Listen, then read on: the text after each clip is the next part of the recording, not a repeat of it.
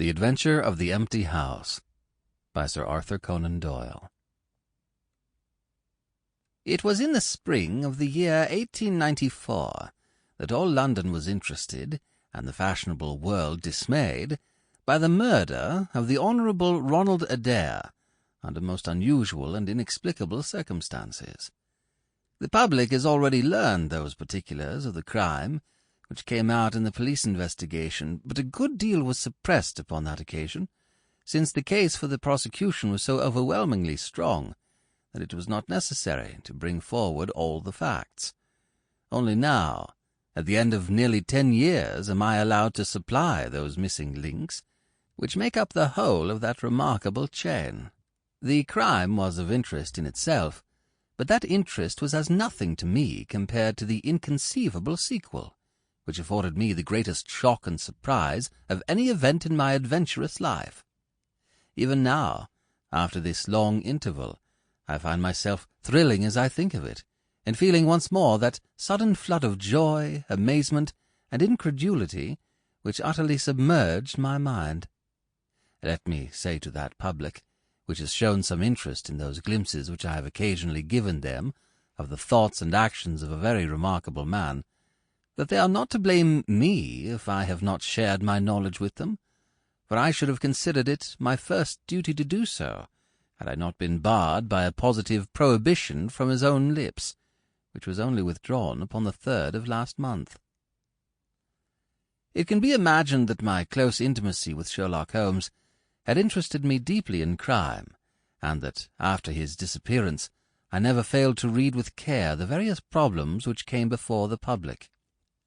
And I even attempted more than once, for my own private satisfaction, to employ his methods in their solution, though with indifferent success. There was none, however, which appealed to me like this tragedy of Ronald Adair.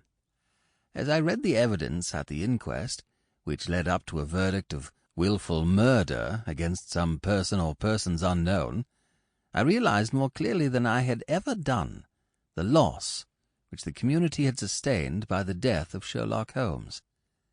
There were points about this strange business which would, I was sure, have specially appealed to him, and the efforts of the police would have been supplemented, or more probably anticipated, by the trained observation and the alert mind of the first criminal agent in Europe. All day, as I drove upon my round, I turned over the case in my mind and found no explanation which appeared to me to be adequate. At the risk of telling a twice-told tale, I will recapitulate the facts as they were known to the public at the conclusion of the inquest. The Honourable Ronald Adair was the second son of the Earl of Maynooth, at that time governor of one of the Australian colonies. Adair's mother had returned from Australia to undergo the operation of cataract, and she, her son Ronald, and her daughter Hilda were living together at 427 Park Lane. The youth moved in the best society, had, so far as was known, no enemies and no particular vices. He had been engaged to Miss Edith Woodley of Carstairs, but the engagement had been broken off by mutual consent some months before, and there was no sign that it had left any very profound feeling behind it, for the rest of the man's life moved in a narrow and conventional circle, for his habits were quiet and his nature unemotional. Yet it was upon this easy-going young aristocrat that death came in most strange and unexpected form between the hours of 10 and 11:20 on the night of March 30th, 1894. Ronald Adair was fond of cards, playing continually, but never for such stakes as would hurt him. He was a member of the Baldwin, the Cavendish, and the Bagatelle card clubs. It was shown that, after dinner on the day of his death, he had played a rubber of whist at the latter club. He had also played there in the afternoon. The evidence of those who had played with him, Mr. Murray, Sir John Hardy, and Colonel Moran, showed that the game was whist, and that there was a fairly equal fall of the cards. Adair might have lost £5, but no more. His fortune was a considerable one, and such a loss could not in any way affect him.